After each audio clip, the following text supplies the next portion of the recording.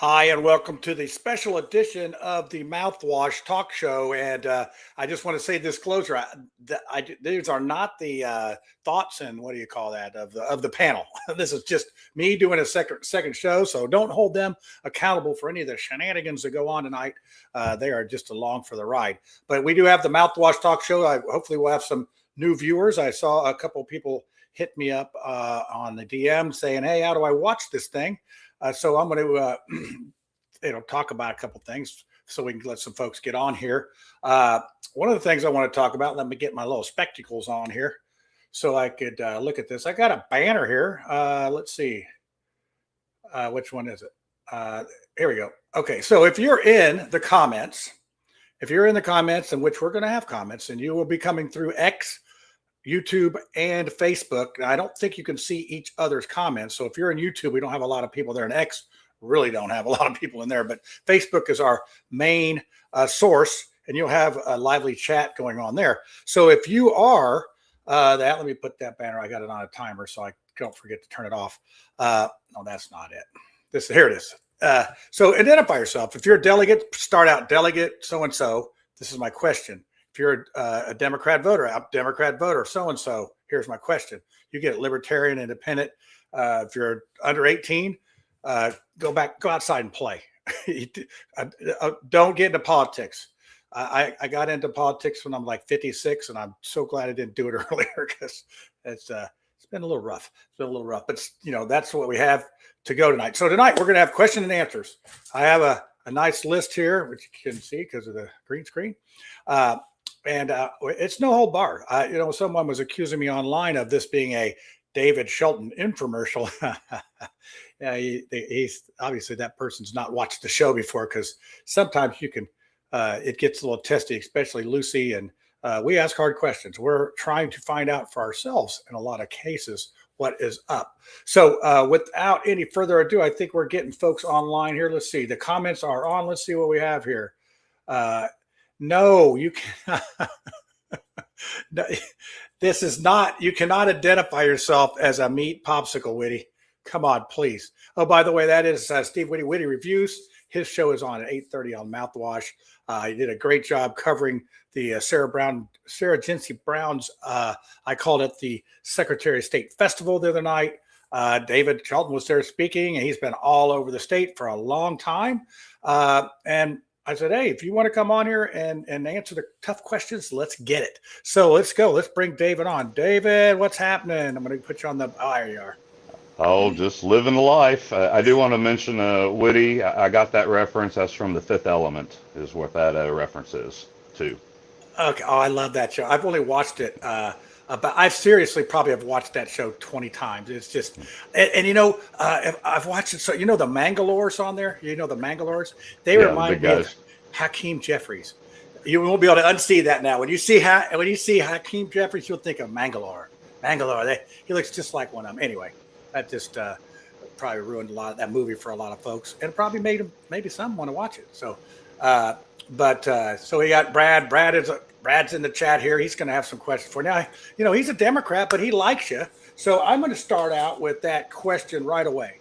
I hear people saying, well, that David Shelton, he ran as a Democrat. He's voted Democrat. He's done all that stuff. Give us the lowdown on that. Well, I'm going to get all the hit stuff out of the way first. So Sure. That's the first one. So I'm from Southern Indiana, Knox County. It was solid blue 12, 15 years, even before that.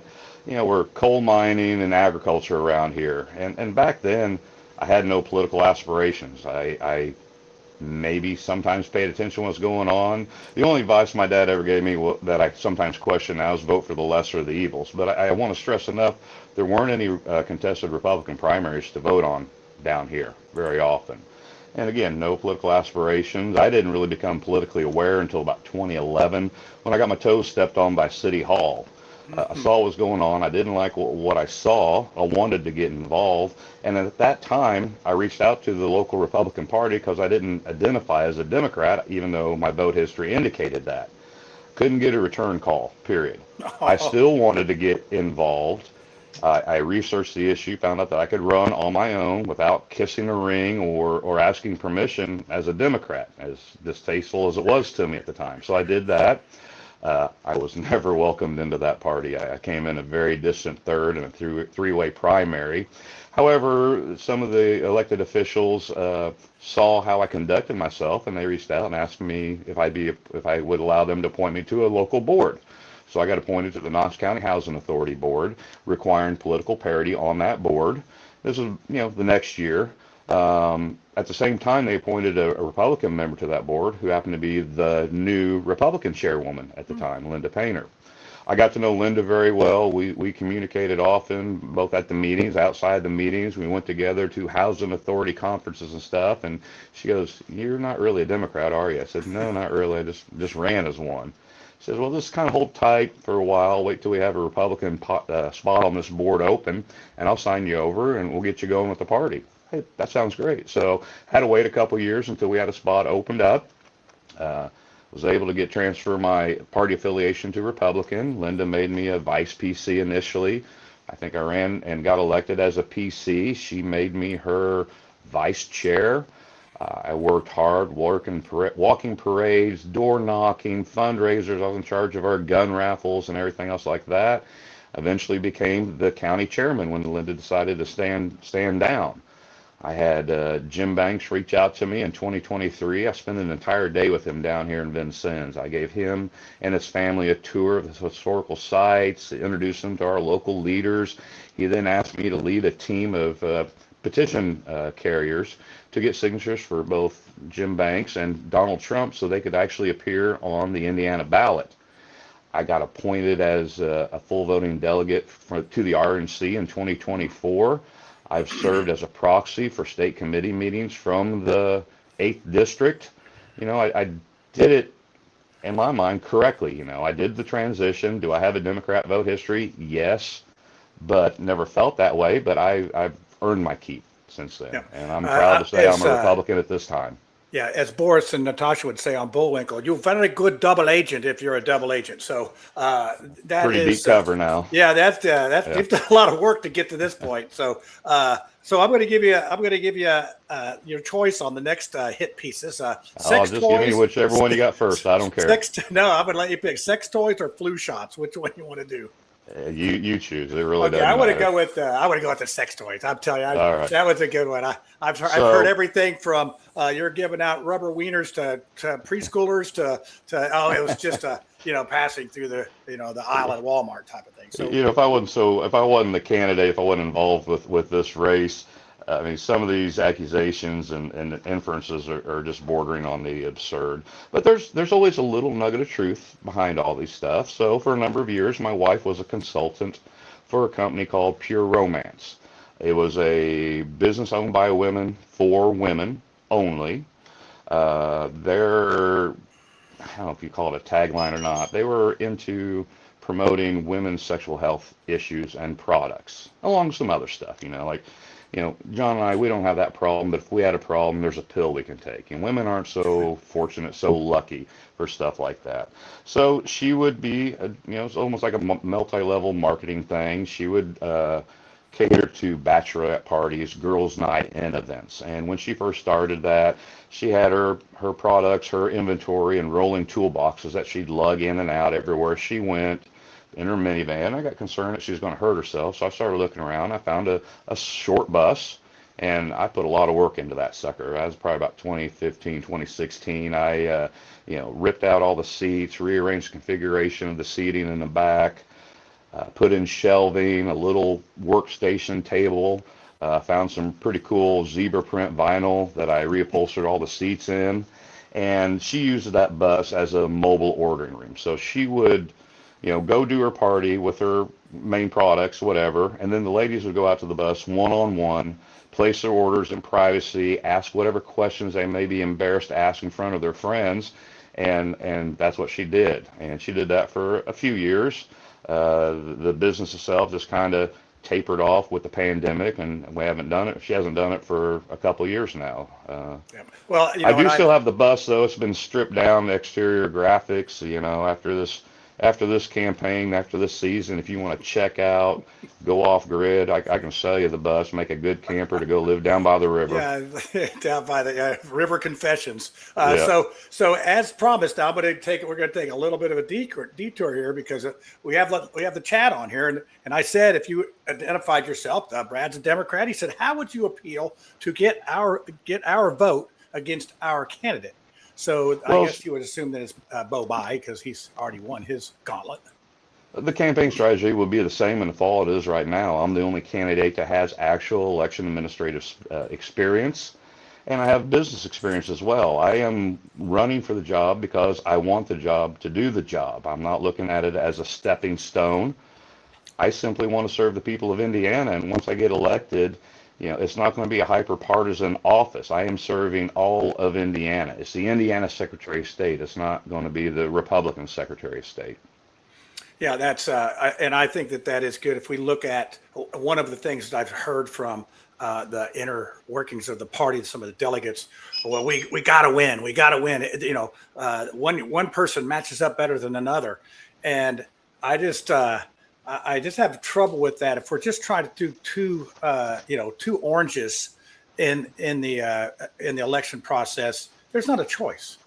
Which is a decent strategy if you've got so many more Republican voters. But what happens if some of those Republican voters get turned off? Or people forget there's a lot of independents that do not that have left the Republican Party because of, let's just call it the establishment or whatever it is. So how does that work? How So my biggest concern with the way this convention run has gone, the race itself, with the negativity, the personal attacks, it hasn't been a private family squabble behind closed doors. It's been very public. It's been very ugly. I've tried to maintain myself with a certain level of dignity and decorum because I think it's very important, because I think that personality trait that I've been able to display will help win over the moderates, the independents, maybe even some moderate Democrats to vote for me, because I haven't gotten down and dirty with the mudslinging and getting into the fray with baseless accusations. I think people are seeing that I'm a serious person, I'm a professional, and I want to run the office in that manner. Yeah. So, I agree. And full disclosure, you've been on the Mouthwash show for a long, long time. And if anybody knows me or watched this show, one of the reasons I vote for somebody is if you can access them. And I'll tell you, sir, I've had questions about, we've had discussions, and this is going to come up, about local election boards, county election boards. Mm-hmm. We're going to go over that. That's one of my questions. But you've always had the answers. And I know other clerks call you for the answers. So to me, it's like, okay, does experience even matter anymore? You just got to look pretty. Is it a shiny object? It's all that. So you don't have to answer that. But let's go to the flu shots. I know you want to. I'm not letting you answer it. All right. So the flu shots. Can you give me a flu shot? A so-called Facebook friend did a deep dive on my social media a few years back. My staff were getting their voluntary flu shots at work. They have the health department nurses come and give shots. My staff knows my background. My father was a physician. My mom was an RN. They also knew I worked in my dad's office for many years. I was trained to give injections. And they said, hey, you know how to give shots? Yeah. Can you do it right where it doesn't hurt? Yeah, I can. Well, we want you to give us our shots. And that's it. And then I've got a quirky sense of humor, a little snarky, and I've seen this outrage over my Facebook post from a few years ago. It's just, yeah, I'm seeing a lot of selective moral outrage is what I've seen. I'm not discounting it, but I just want to stress, those shots were voluntary. I didn't force my staff to do it. I didn't take one myself. If you want to go back even further, 5-6 years, I never received a COVID vaccination. I'm still pure-blooded, so pure blood. Yeah. Hey, somebody's got to be left to repopulate the earth, right? So. Yeah. So those both of those things, I sort of joke about it. I said, well, how many Democrats votes are you going to lose because of those two items? Because many Democrats were pro-vaccine. We got the Pride Parade going today. There's a few Republicans down there, but I'm going to guess a lot of those are Democrats. And not to say that all that coincides, but I don't think it's a turnoff to a Democrat. It's some of these pearl clutching Republicans that, oh dear. I did a little research on this, the sex toys thing. It's a $30 billion industry in the country, and it's a $1 billion industry here in Indiana. Actually, I'm sorry. That was the majority of her business was the soft products, the bath and beauty, the right. bubble baths, the shaving creams, the bedroom accessories, maybe 10% of her sales overall. It was a very small segment of that. And every item that she sold can be found on the Walmart shelf. Yeah, and I just want to make sure we beat that one all the way out in the sunlight here.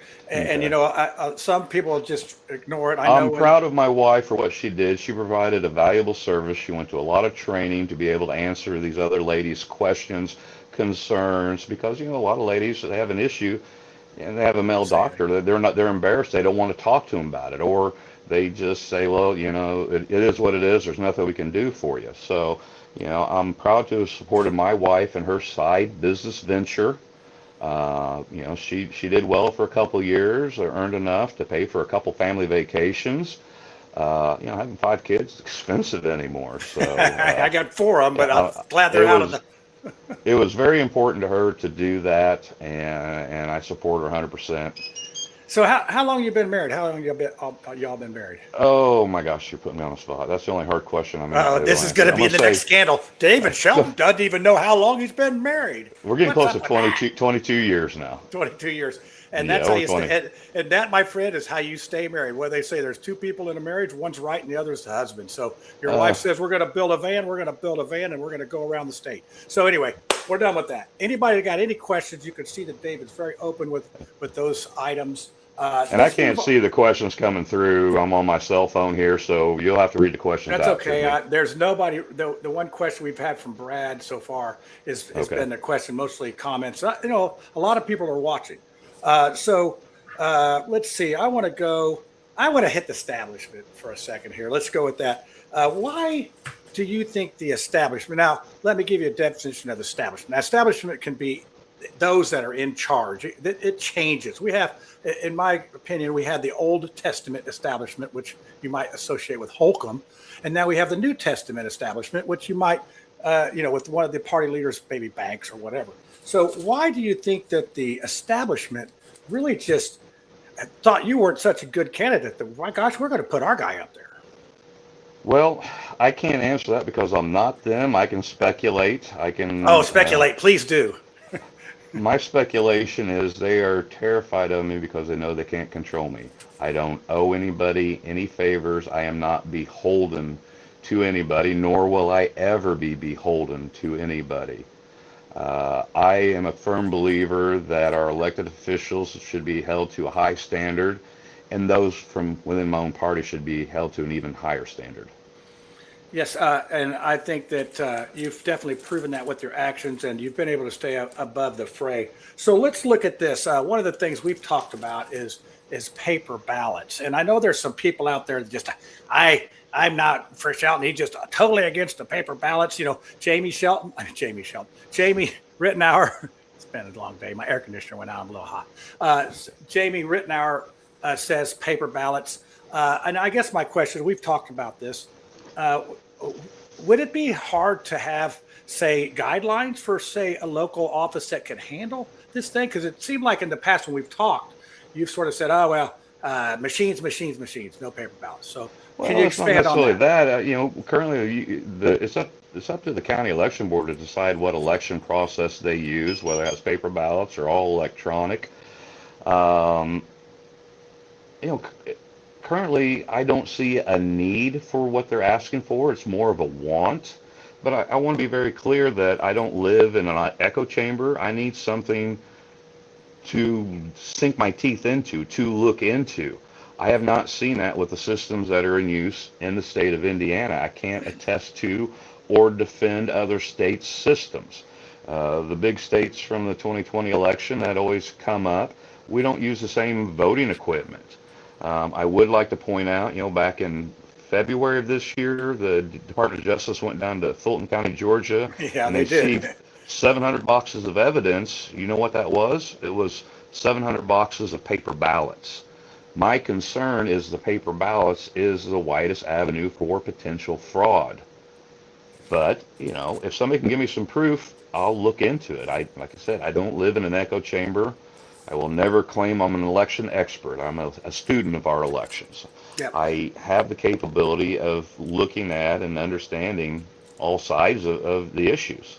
So to get this, just to get this, you know, boil it down to, so if a county clerk comes to you and says, I have an idea, and let's just say it's paper ballots, you're willing to, you're open to look at that, you know, or even if it's something else that maybe they don't like this machine or whatever.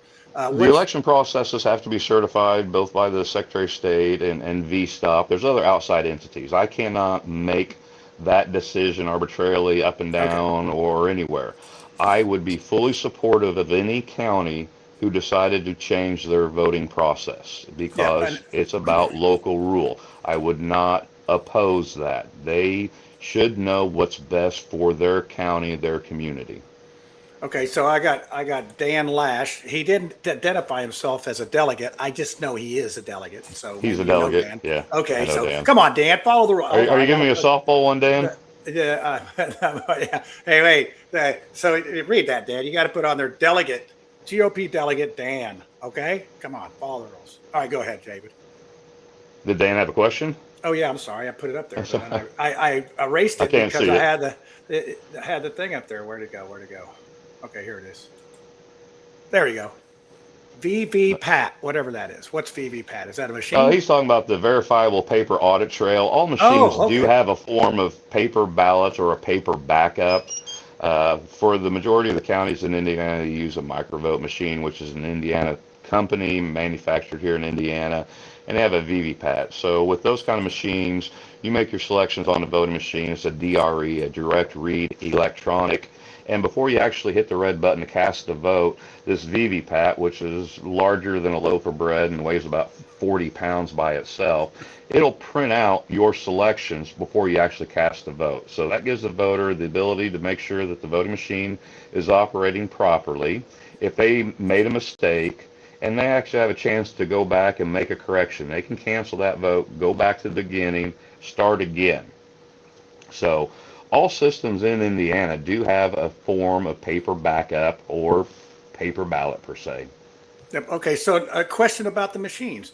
There's been also talk that you've invented a machine that can change all of the votes all the way for one candidate. I mean, it is such a good program that everybody's wanting it. You're making $4 trillion. You're almost as rich as Elon Musk. You're going to be the second trillionaire with this invention you made. Tell us what that invention is.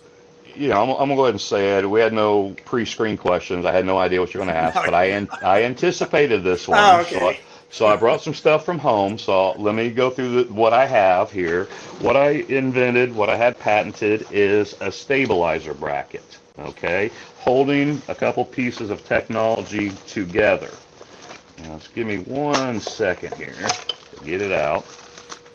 And while you're doing that, the little bit of research I did on this was that, well, not research, what I've heard in the complaint file of, David Shelton, why doesn't he divest himself from that right now? I'm like, well, you know what? There's life after not winning the Secretary of State. Why would you want to why would you make that assumption? Because I think if you made that assumption and sold it, they would say, oh, well, David Shelton thinks he's going to win.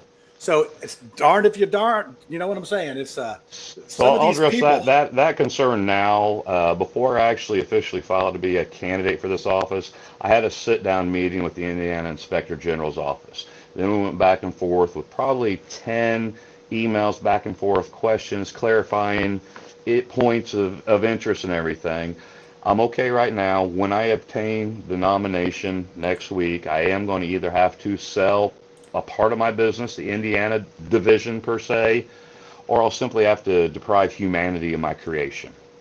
So I have an official written opinion from the Office of the Inspector General already. So I am acutely aware that the appearance of an impropriety is an impropriety. So let me explain my creation real quick. So I think we're close enough here. Yep. This is an e-poll book. This side piece here is called an encoder. What this does, it programs your vote card to bring up the right ballot on the voting machine. Poll workers during the e-poll book and check-in process, they'll put the card in here, it programs it to bring up the right precinct, the right ballot. The problem is, let me set this down here. This is really loose, yeah, it wiggles there, and the power supply is really loose there. So you have a connection issue, you have a charging issue, you have, connectivity problems, as well as the poll workers have a hard time getting the card in that narrow little slot right there. Can you see that? It's kind of hard. So I decided, notice this, and I designed a stabilizer bracket for it. It is 3D printed. Huh. It's a piece of plastic. There's nothing really to it other than my brilliance. So yeah, that's what we call in the bricklaying business, mason proofed. So made it so it can't get screwed up. It doesn't affect the operation of the equipment whatsoever. Therefore, I didn't have to get it certified, but I checked with the election division. I checked with VStop. I did my homework on there. So basically, you slide the encoder before you put it all together into the bracket, just like so. Then you plug in your power cable, and there's only one way to go. Of course, it's not going to go in right now for me.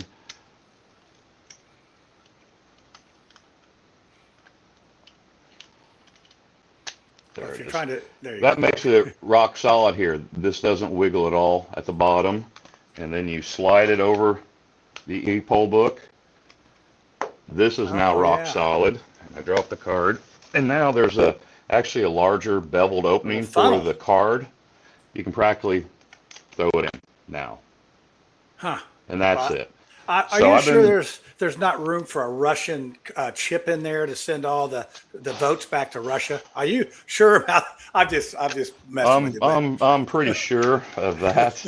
This bracket here, this is my second version.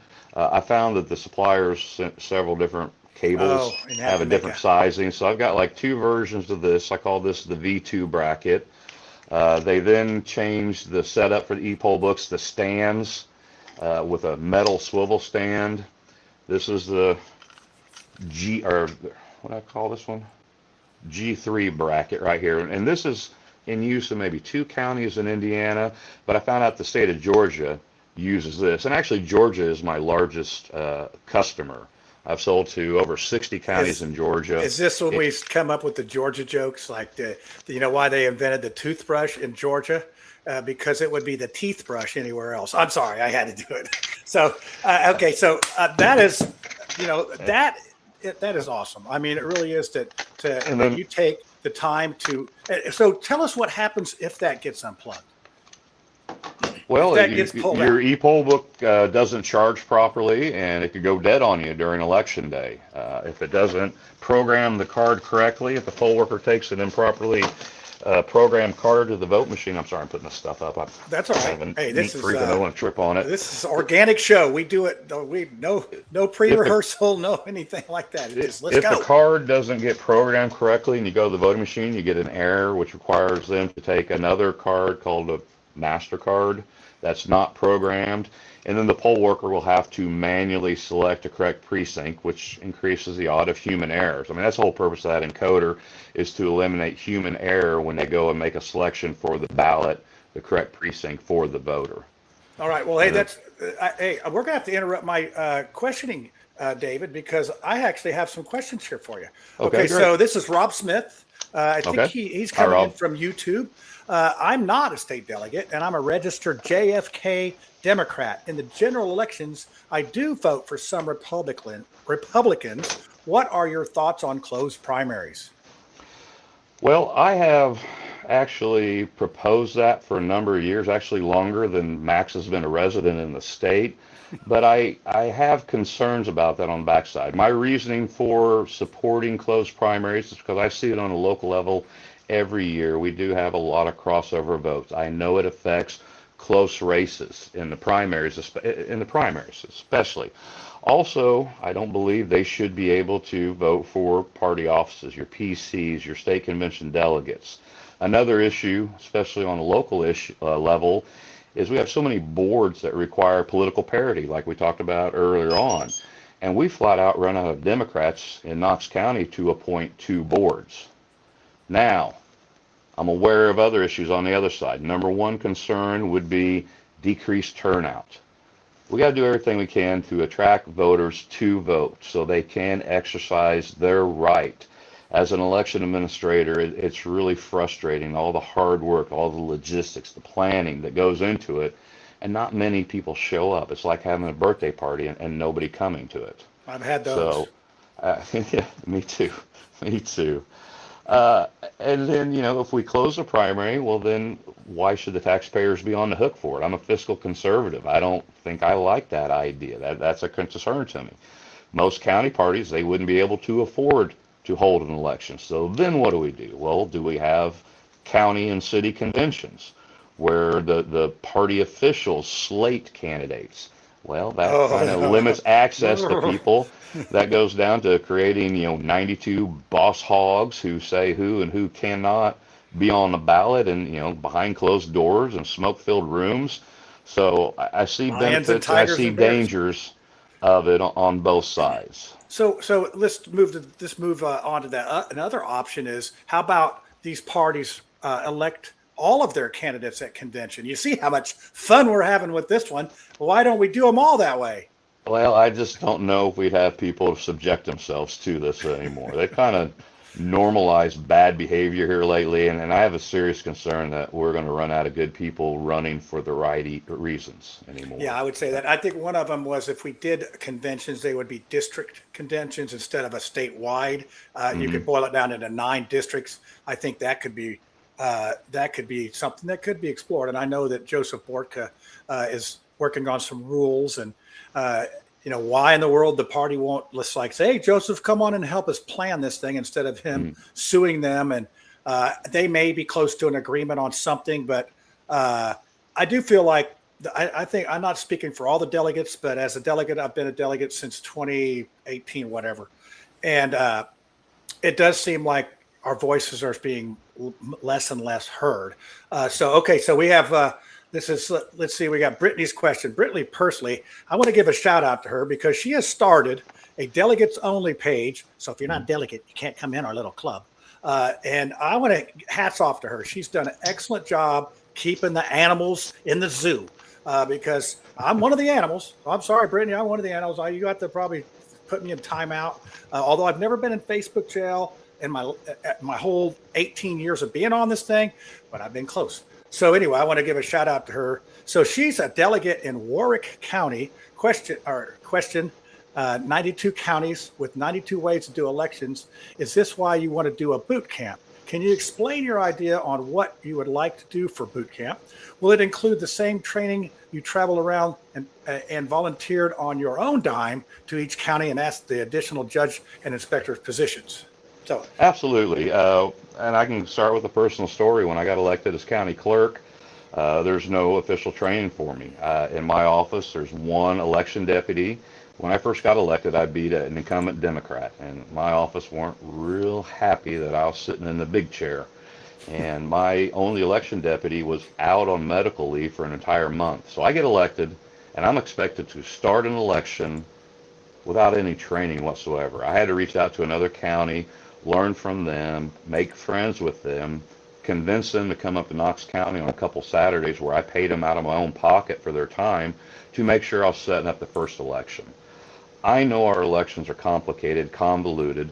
Without that training, there are 92 ways of doing things. So we need to bring the new clerks, new election administrators together to give them that training, to establish that consistency. We can't learn our elections by reading a book or watching a PowerPoint presentation. It's something that you can only learn by doing and establishing repetition.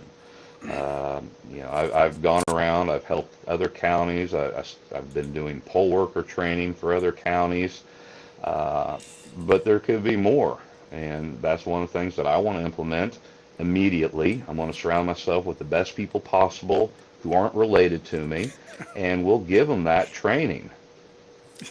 So speaking of people that to work with, who in the current administration, state house slash area that you're in, do you respect and really think highly of?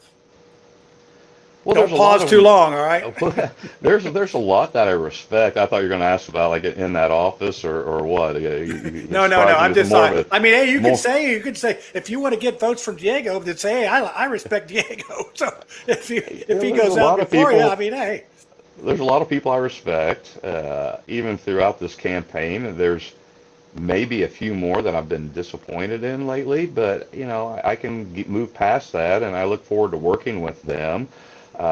Sometimes their positions on things are extremely frustrating. I recently formulated a proposed legislation that probably will never see the light of day, but I'm going to propose that members of the House and Senate election committees are required to serve as a poll worker on the odd-yeared municipal election cycle when they're not on the ballot. I think that would give them a very useful and beneficial point of view on what we actually do to run an election on election day.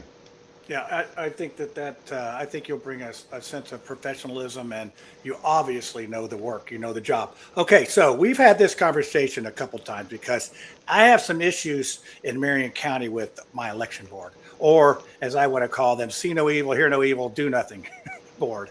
And I've said, well, what is our accountability? I'll give you an example. This is going to be an example. I've given this to you. So anybody, and by the way, David, you now have the most live viewers on this show since Dan Stock when he came on about his mask in 2020. So I just wanted to let you know that we have 109 live viewers on and 105 is the old record. So anyway, that being said, I'm feeling bad now because I didn't even. oh wait, and now it's at 111. Look at us Yeah. go. No, but this is. No, I'm just going to take a step back and this is not an infomercial for you or anything, but this is the kind of information that can be put out there. And I'm asking, you've seen, I've asked tough questions here. I've asked uncomfortable questions. I try to make both ways seem a little lighter, so it's not so heavy.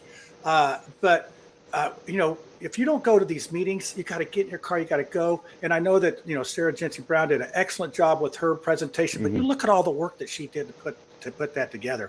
But this is an easy way for folks to find out about a candidate. Now, I know that Diego has gotten back with me about possibly doing something, but Jamie Rittenauer's written us off. Max Engling won't even return a text message now to say, I'm not going to be on or whatever. I know he's probably really, really busy, but you're busy. So anyway, this is a good way to get the message out there. So what I want to know is the county election board here in Marion County. So on election day, I went out and I was campaigning for a candidate, but I was there with two other gentlemen, and they were campaigning for the sheriff of Marion County and the clerk.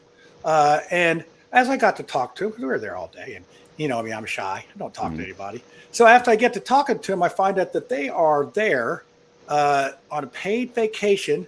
One's a Republican and one's an independent, and they don't want no part of being there. But they basically said, well, our job sort of depends on it. If we don't do it, we'll be this or that. And I heard that there was some at the other. So to me, that seems a little fishy that you're basically having your employees paid vacation, going down and campaigning for you at the primary. And so if I was to complain about that to my election board, David, who's the chief person on the election board in the counties? Well, you have a chairman. By default, your clerk is always there you go. as a secretary. And then it's incumbent upon everybody else, first meeting of the year, every 4 years, to appoint a chair.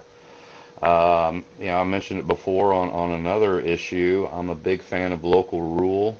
This is where who your Secretary of State is of the vital importance.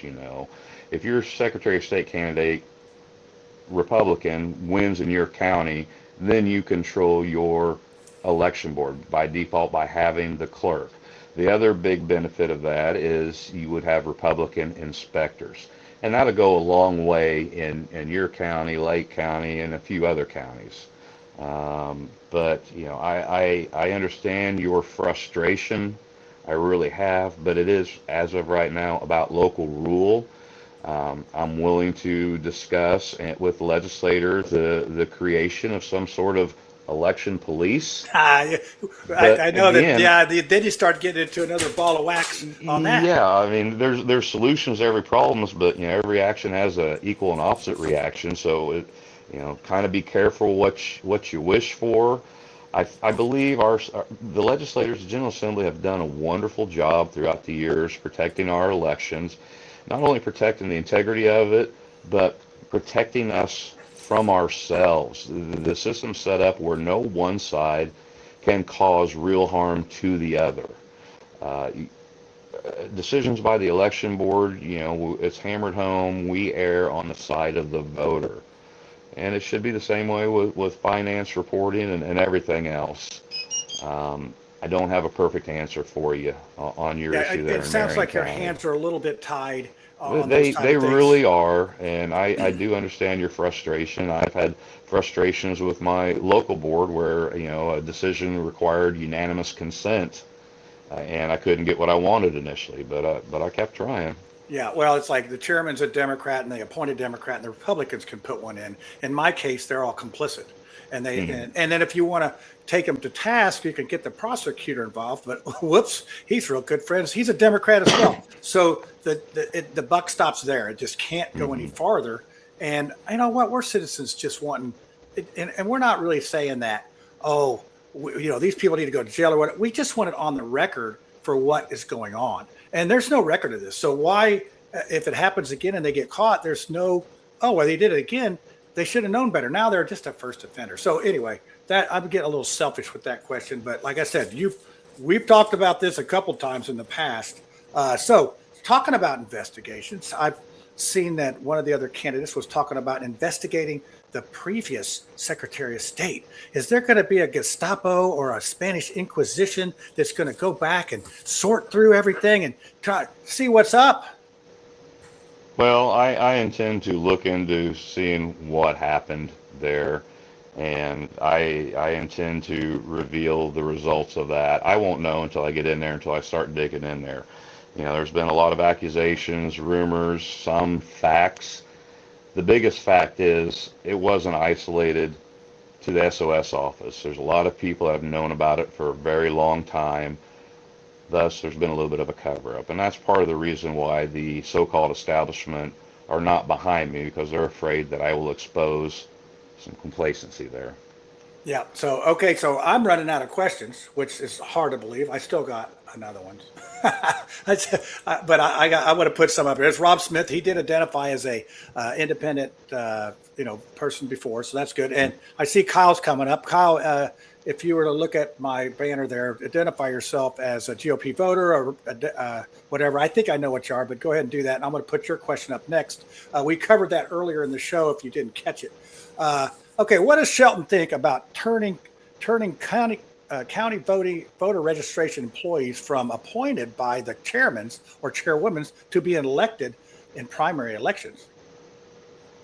That's a new one. I don't. I think So you mean like poll workers would yeah, be instead of elected?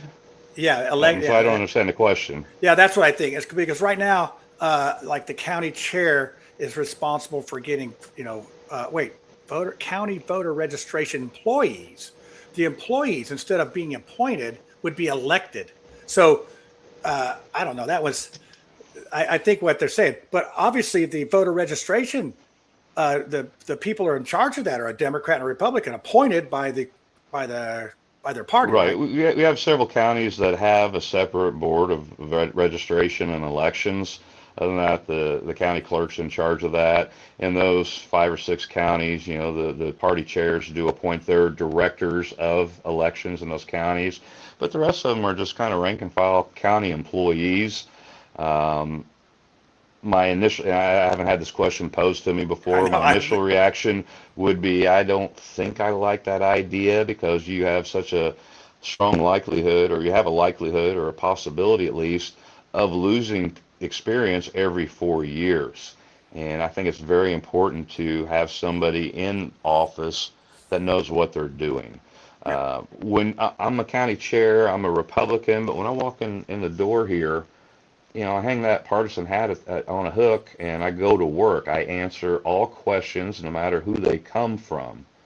And, I think for the most part, most people are like that. I mean, we have our political leanings, our feelings, our beliefs, but the number one glue among election administrators statewide is to run fair, free, accurate elections. And that's it, Yeah, no, let the no. voters decide.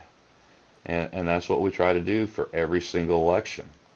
Okay, so we covered this earlier, but now, David, you're up to the record that's set at 143 on live viewers. You've just Okay. eclipsed the 105. So this is to give you an idea of how important this next weekend is. And that's my picture from last time when you were there. And full disclosure, I did not vote for you. I'm sorry, I did not vote for you on that occasion. If people are saying, "Hey, he's just a David for David Shelton groupie," So here you go. Here's a question for you. You are accused by a school board member of giving out certificates or discounts for sex toys from your wife's business. These were said to have been offered to your kids' teachers. What's the story behind that? Now, we've already covered that, but hey, this is another So one. I had to ask my wife about that. The Democrat, really wackadoodle liberal Democrat board member that I helped get defeated a couple years ago. He's got derangement syndrome big time. It's Shelton derangement syndrome. He does. And I could go on and on about that feller, but we'll save that for another time. I had asked my wife about that. That was several years ago. I think at the time our kids were in elementary school. I don't remember. It was holidays, Christmas, doing a little gift basket for the teachers, and Rachel threw in a bottle of bubble bath or the shave cream. And she may have said, "Hey, here's a coupon, 10% off your next order." That's it to her recollection. I had no involvement with it. It's innocuous. It's been blown way out of proportion, but Yeah, so I got another. Again, just a little bit of truth to things, but that's not the whole story. I got to clutch my pearls. Yeah. Okay, so Brittany Pursley again, spaced. As Whitty would say, she's based. I'm just so impressed with her page that she's running there. I think there's about 300 delegates in there now. So, hey, be good over there with that one. She said, Republican delegate, Warwick County. It's my understanding that the Secretary of State's office is to ensure options available for each county to meet federal regulations.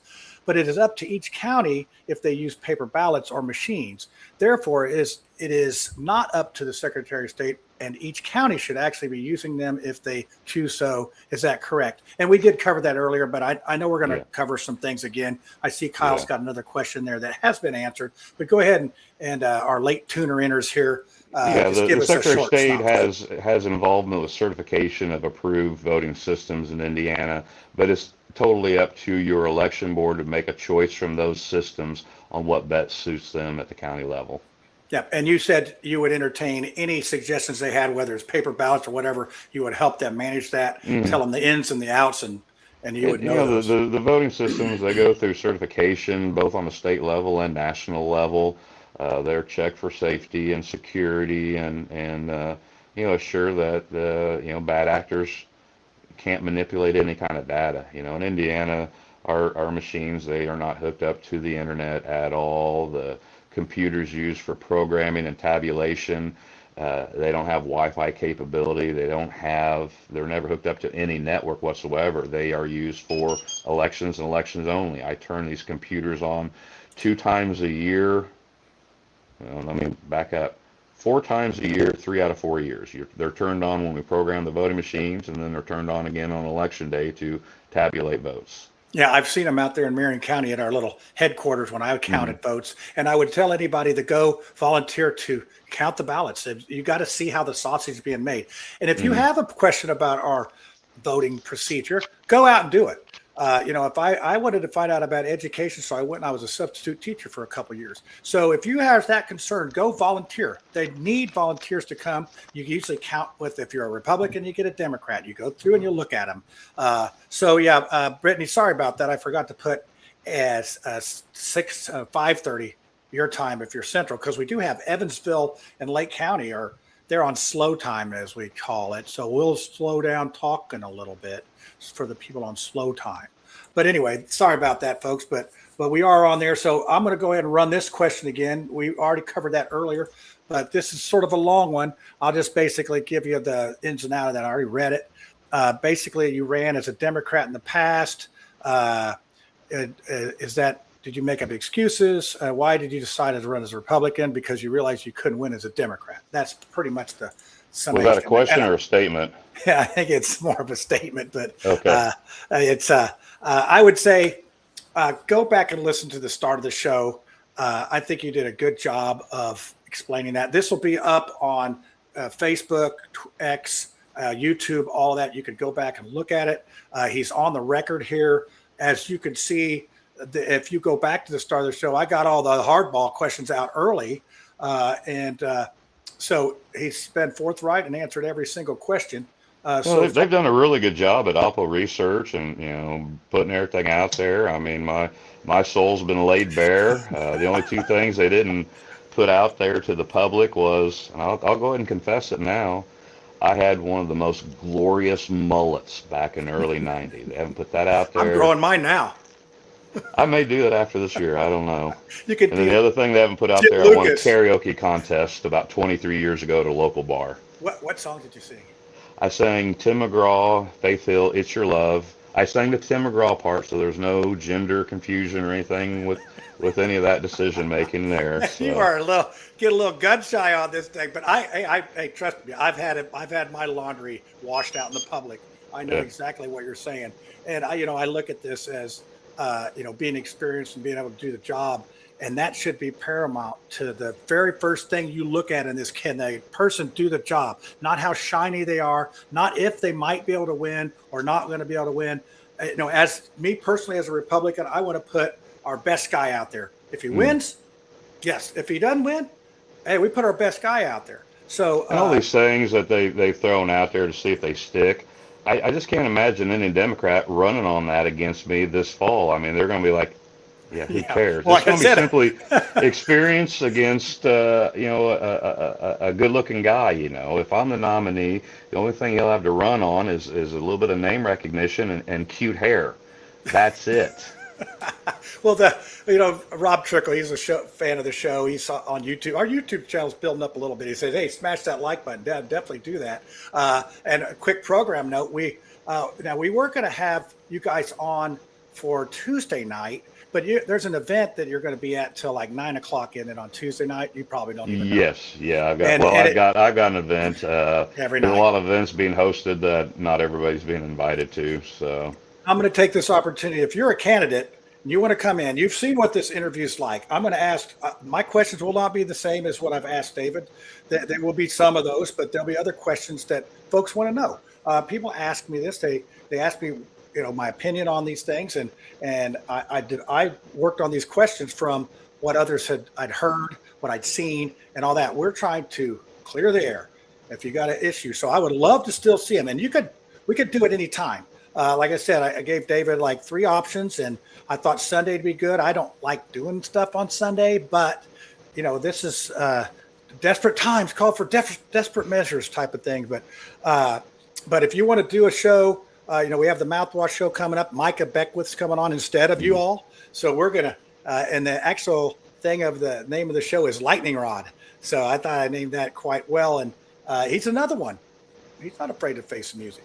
So let's see if the other candidates will come on. I think Diego might come on. He's been on the show before. He actually did a karaoke phone interview with us one time. He did well. He ended up getting elected. So that's that. So if there's any more, let's see. Let me see here real quick. Looks like we've answered everything. I'll give you another. I'm going to give you the last word. And while the last word's going on, if you have a question, hold on. Let me put my banner up here. Please follow the rules. I got very limited rules here, but tell us who you are. If you're a Democrat, independent, we've had libertarians, Democrats, we've had them all on here tonight. So go ahead, David. Give us the last word. Give us that pitch of act like I'm a delegate, which I am, of why I should vote for you. Well, I'm not just a one-trick pony. I mean, we've talked about elections extensively over the years, And I also look at other parts. With my background as being a private investigator, it allows me to get to the bottom of issues. I'm a business owner, so I know the ropes on filings and entity reports and such, and there's always room for improvement. Have a better, more user interactive and user friendly portal for business owners and the public in general. I'm looking at issues with the notary licenses. This is an upcoming big issue with title fraud and title theft. They can access our records online. They can get a high quality image of a notary seal and send it off to Amazon and get a duplicate or counterfeit stamp. So we need to implement some additional security features. We need to figure out a way, and it's not hard because they do it in other states, digital certification, a digital notarization to help prevent this kind of fraud, because people can lose their entire life savings if they lose their property. There's always room for improvement. I'm a fiscal conservative. I don't want to increase regulations, but we have to protect the consumer. Yeah, that's good. Okay, one more question. This is from Larry. He's a libertarian running for the mayor of Greenfield, Indiana. Will you sell the SUV? Will you sell the SUV? Well, don't sell it. Man, I don't know what I don't know how many miles are on it right now. I don't know what kind of resale value it has. I'll kind of do what Daniel did. Whatever's available out of the motor pool will be good for me. I don't care if it's got a mismatched door from a prior fender bender, as long as it gets me safely from one point to the next. I'm not that fancy. I recently turned 340,000 miles on my truck, and I intend to drive it till the wheels fall off, to be honest with you. Well, this is how to go. Shelton loses convention due to the fact that he wouldn't sell the SUV. I can just see the headlines now right there. So if they want to guarantee that I'll put it back into circulation and I'll pick something else out, I can easily promise that, if that's a concern. David, you've been a good sport. I've been trying to keep it light, and you've answered the questions, and even from some of your haters, or one of your haters there. So, and we got the rinse coming up at 7:30, so that's in 3 minutes. That's with Brad and Drew. They're going to talk about the Kalsi, what's that? The betting app. And I guess your odds are low that you're going to win, but maybe this show will pick your odds up. It'll spike.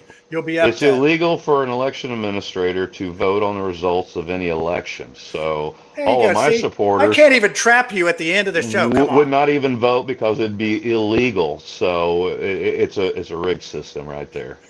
All right. Well, hey, I got a new ending for the show I did here. And David, I thank you for coming on. And I think your 184 is the new record of live viewers. We have 184 viewers right now, and that is awesome. I wish you all the luck. I will see you at the convention, if not soon. Thank you, everybody, for your time. All right. Thank you. Thank you. Peace out.